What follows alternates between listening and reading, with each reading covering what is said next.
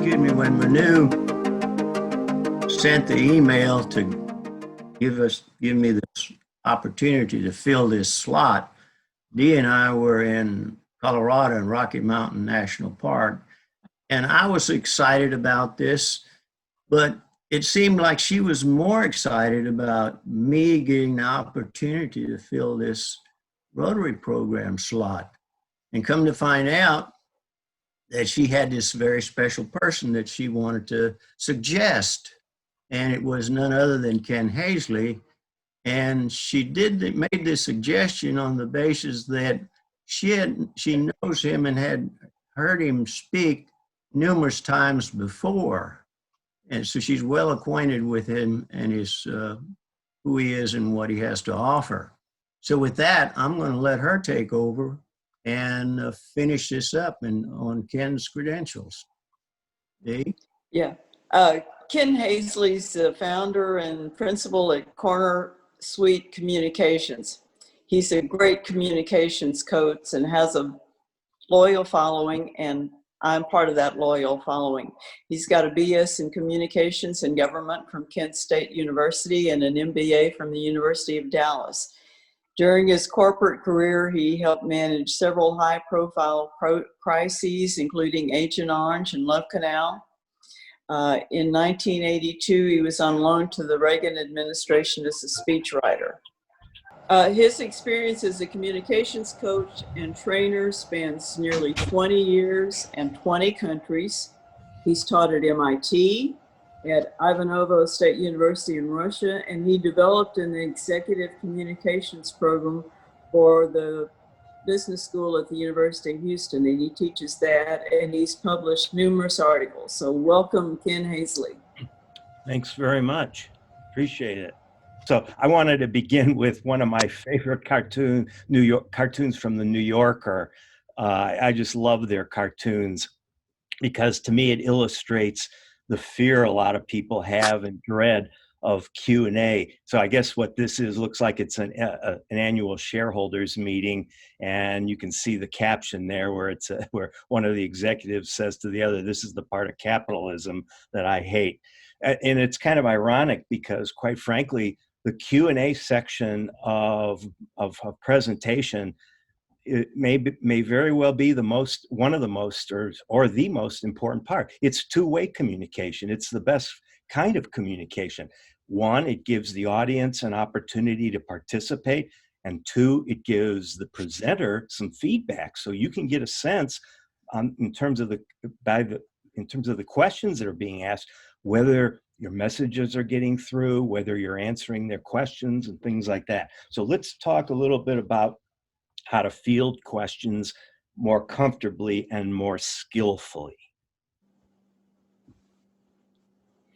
Okay, how to prepare. Well, in my view, there are a lot of people out there who are not investing the time and effort to practice their presentation. That's a whole other issue about how do you effectively practice your speech or your presentation.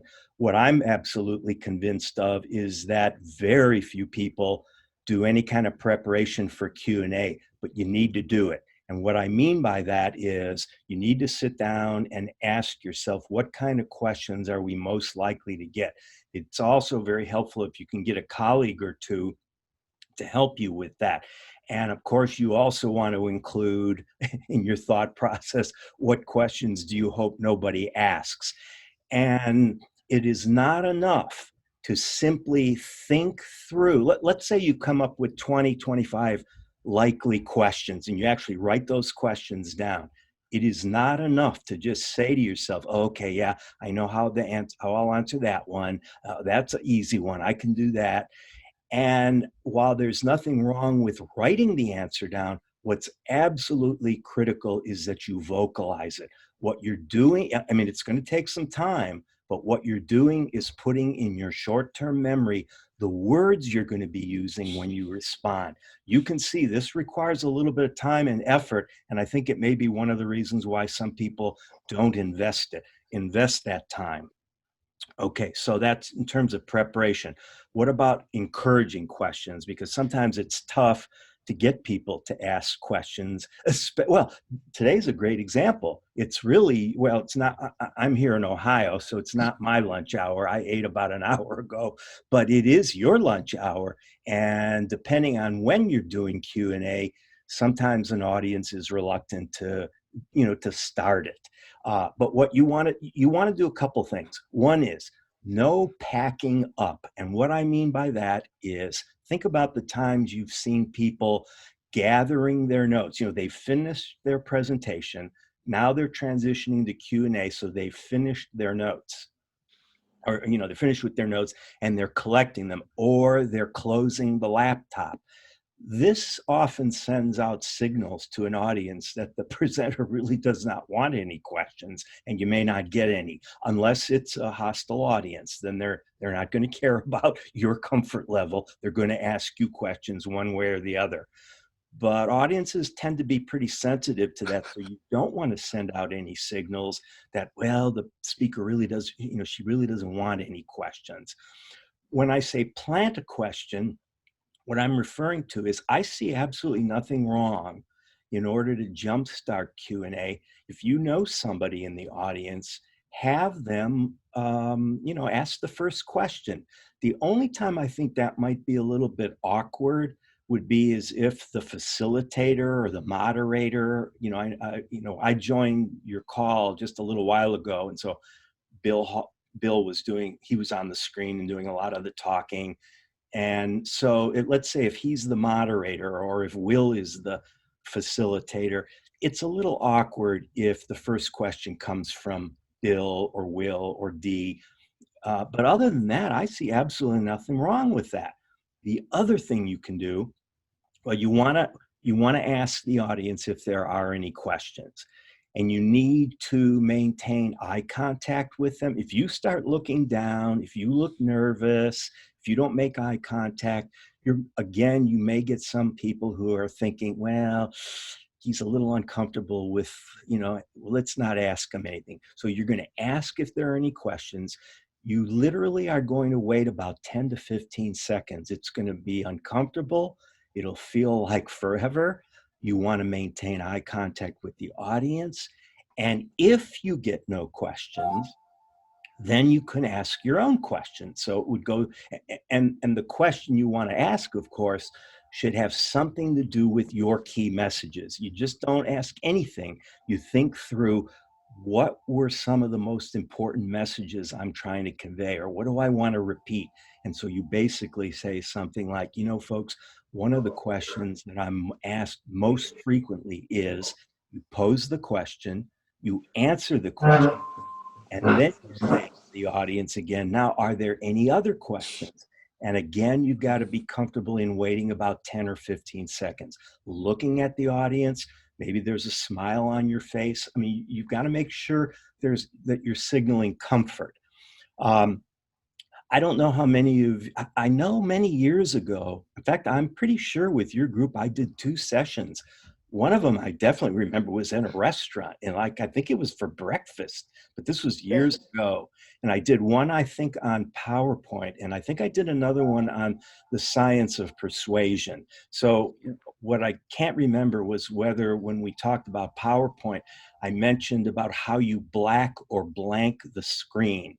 So just a reminder, when you are in PowerPoint, if you hit the B key on your keypad, or if you have a remote device, there's often a button on there. It will make the screen go blank. And there are a lot of reasons why you might want to use that feature. I always say, when you transition to Q&A, get your last slide off the screen. You do not want it up there for 25 minutes or 20 minutes or however long the Q&A portion is. People will keep reading it, and 2 minutes later they'll read it again to see if it's changed. So use that feature. If you hit the W button while you're in PowerPoint, you're going to get a white screen, and I think it's annoying. So I've never figured out why they have that technology, but hit the B key and you'll get a blank screen. Okay, how to respond? Well, if it's a large audience And if there, if there isn't a microphone that the audience can use, you may have a microphone, but they may not. You've all seen where somebody goes around the room with a microphone. Make sure that the audience can hear the question. So if there is no mic, then it is your responsibility to repeat the question. There are times when you absolutely do not want to repeat it verbatim. I showed that cartoon from the New Yorker about an annual meeting. If someone were to ask a question like this at an annual meeting, well, here's the question. Why is the management of this company so inept that it had to slash the dividend? You are not going to repeat that question verbatim. You're going to get rid of the words incompetent and slash. And so what you'll say is, ladies and gentlemen, the question that I've been asked is, why did management make the decision to either change or lower or reduce the dividend? You're going to take some of the sting out of that question. So repeat the question or certainly rephrase it. If you do rephrase it, make sure it's accurate. Otherwise, in a tough audience, they'll challenge you and they'll say, that's not what I asked you. And it can get kind of tricky. When you get the question, a technique you might want to practice, unless you're already doing this, is you listen to the question, you pause, and I'm basically saying about 5 to 8 seconds of silence, and then you respond.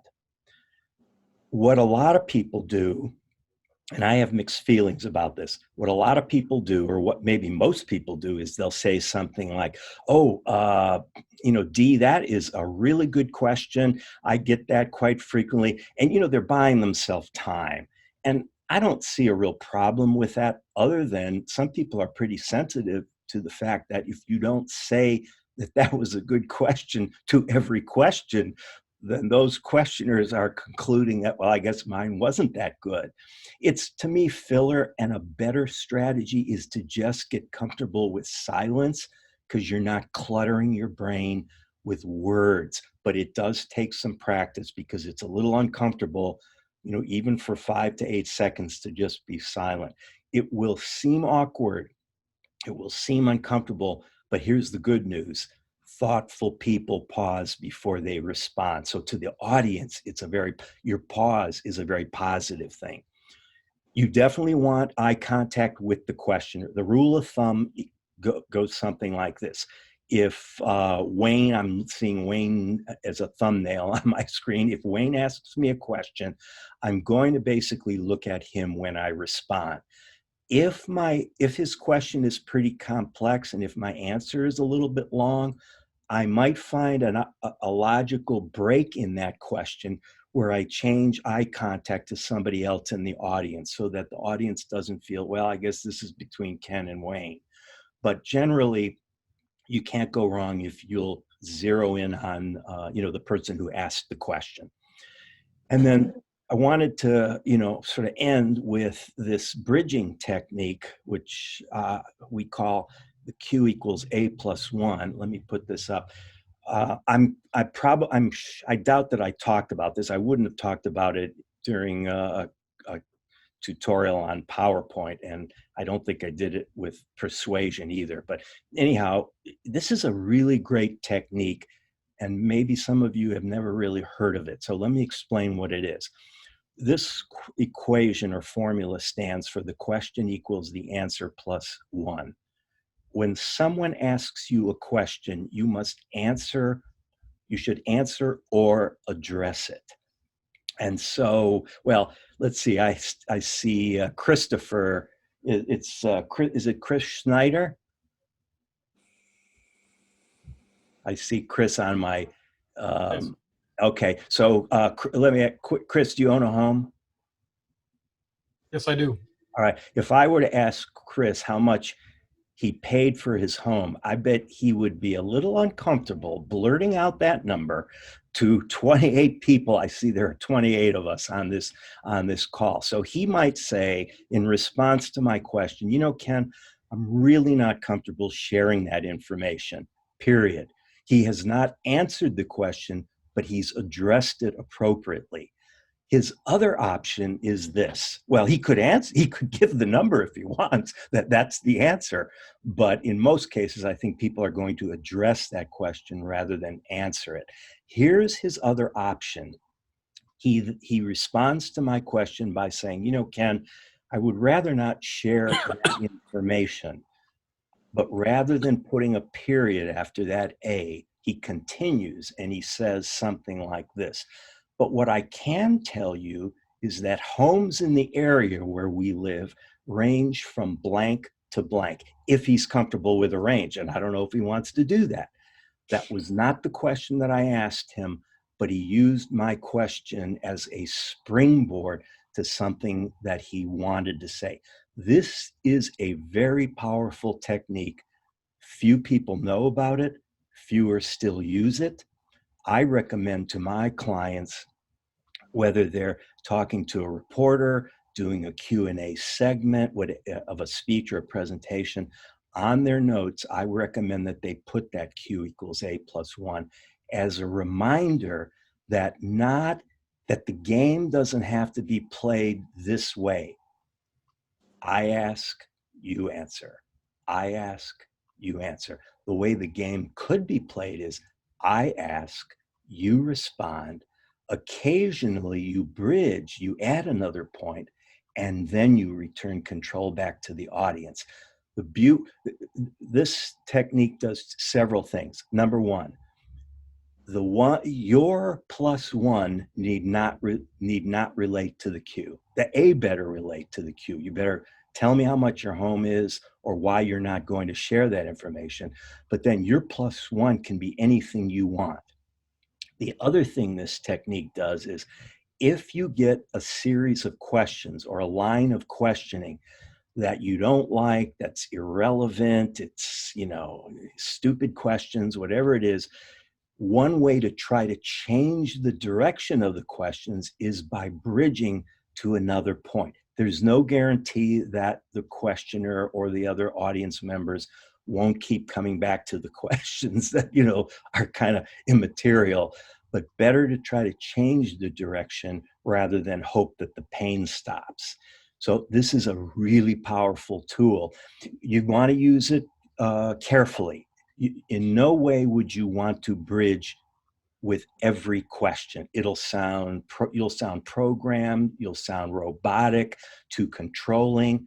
And quite frankly, if the questions the audience is asking you are great questions and they reinforce your message, you don't have to bridge at all unless you want to reinforce something. So a couple of questions, a couple of bridges during a Q&A session is a good thing. A couple final points on this bridging technique. This has absolutely nothing to do with what you might see on the Sunday morning talk shows or the weekday, news talk shows where a politician is asked a question, he or she skips the A and goes to the plus 1. This is not bridging. Your credibility drops instantly if you do that.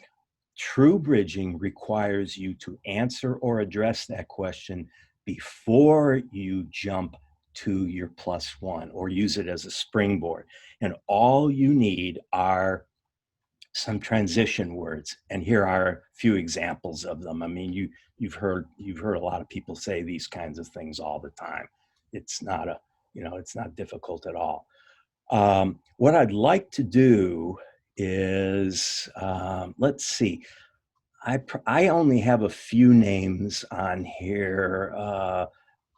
Will or Dee, why don't you give me the name of somebody else among the 28, somebody we haven't heard from yet? Lindsay Kroll.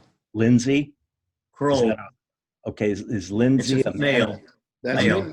Okay, all right. So Lindsay, here's what I would like you to do. I am going to ask you a question. I want you to answer or address it.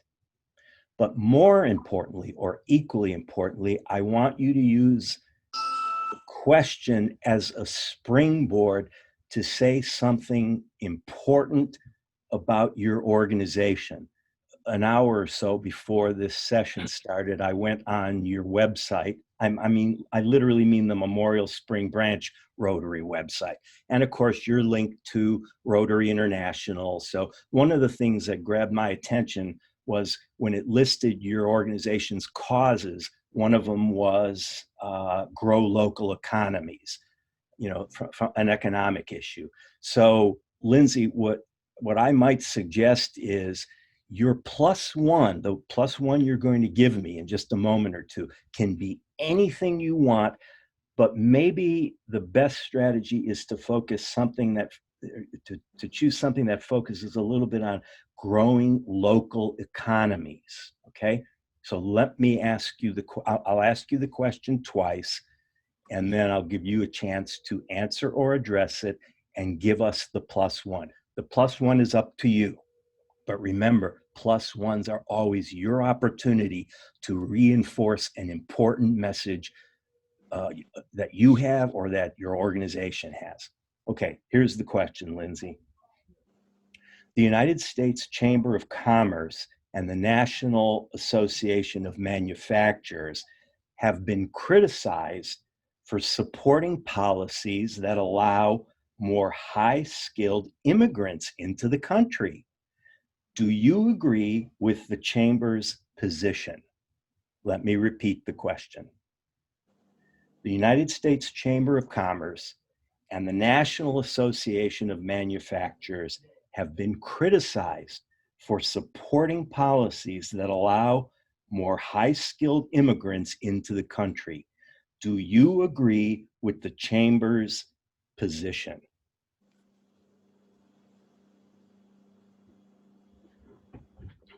Well, let me understand that.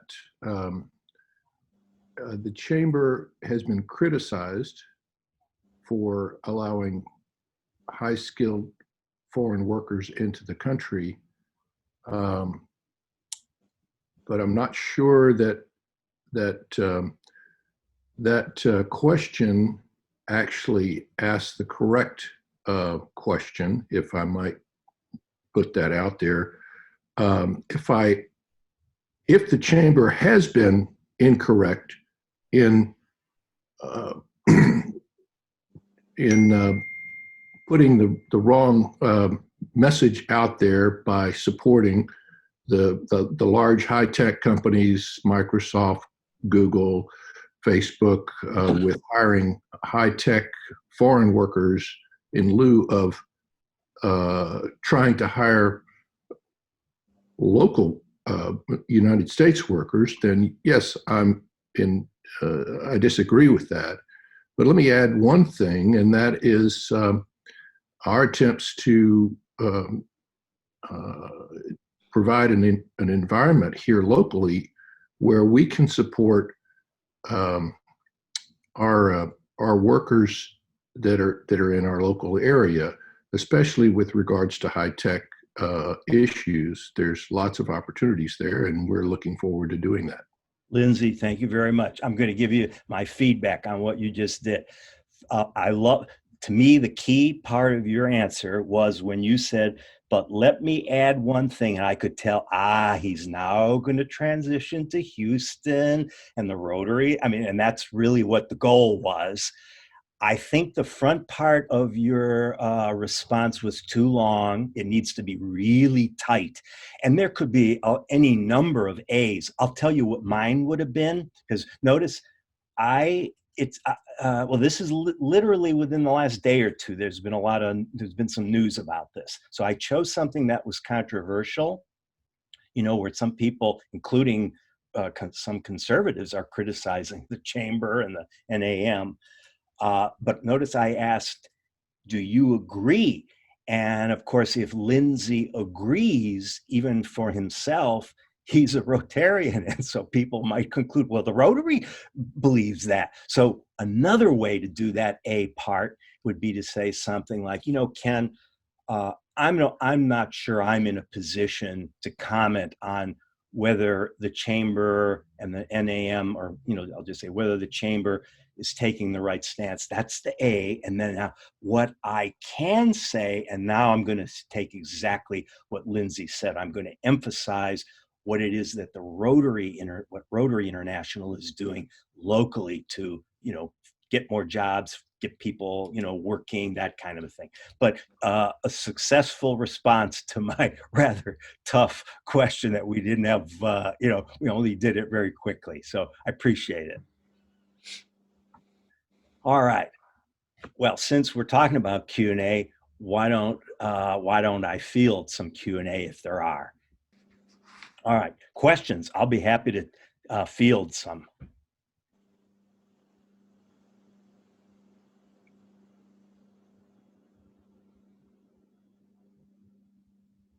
So this is Jorge. I think that was about 10 seconds, so it wasn't uncomfortable. So I was ready to We go. do have a question. So we can't let the moderator go first. So I don't have necessarily a question, but a comment. So 20 years after the end of my sales career, where I gave lots of lousy presentations, I get to see you. I wish I'd have seen you 30 years ago. It would have helped a lot. Well, I appreciate the comment. This is one of the reasons why this was my 12th year teaching in the executive MBA program at the University of Houston. I mean, I'm pretty lucky. I live in Ohio, but I come down once a year. This year, of course, everything was virtual, but I frequently get those kind of responses from the students. These are all working professionals, so it makes me feel really good. But Jorge, thanks so much for that comment. I appreciate it. Thank you. And I will just share that I've made notes when I've attended some of Ken's training sessions, and I have reminders on my calendar to go back and review those notes periodically, because it reinforces his teachings for me, and it's very valuable stuff. Yeah, think of the power if on your notes you just put down Q equals A plus 1, because think about it, almost all of us were programmed that it goes question, response, but I'm asking you to break that sort of tradition. And it's just a little reminder that there are a couple of opportunities during Q&A to respond either by answering or addressing, but getting another point. This is what strategic communication is all about. You don't want to wait or hope that the audience is asking you, that they're going to ask you the quote, right questions. Yeah. Ken, I wish I had talked to you before I had to appear as an expert in a deposition with 15 lawyers. I wish I had talked to you before I had that deposition. Although lawyers, tell me if this was your experience, lawyers are pretty good at coaching people, the lawyers are pretty much against the +1. They want you to give the answer and shut up. Yeah. It's not bad advice sometimes. Yeah, I think with all due respect, it was like an all-day colonoscopy. But anyway, that's that's another story. But thank you so much. That was fascinating. That was absolutely good, fascinating, and we really appreciate your joining us, and now I can see why she was so anxious to have you join us. Hopefully you can join us again. What part of Ohio are you in? I live in, I'm here in my office in Rocky River, which is a suburb of Cleveland, and I live in Westlake, which is just like about 10 minutes away. Okay. And even, a lot of times people are puzzled, well, like, how is it you teach at the University of Houston? Well, Dee and will know this. For 19 years, I worked for the Ammerman Experience, which is was a Houston-based company. And that's how, I spent a lot of years in Houston. and a lot of clients. In fact, I'm coming to Houston next week because Plains All American Pipeline is a big client of mine. And so my connection to Houston was just the company that I worked for. And then thankfully I teach a class. U of H offers in their executive MBA program a few courses that are very compressed. So I basically come down for the month of August. Okay. Although this year I didn't, but next year I'm sure I'll return. And I love U of H. It's a great school, and these are really nice people working there. I mean, they're all working professionals, and I often get clients as a result as well. So that's Good. always good. Well, we expect to have you back. So All right. great. I got plenty of topics we can go over. Well, that's we like that. We like that.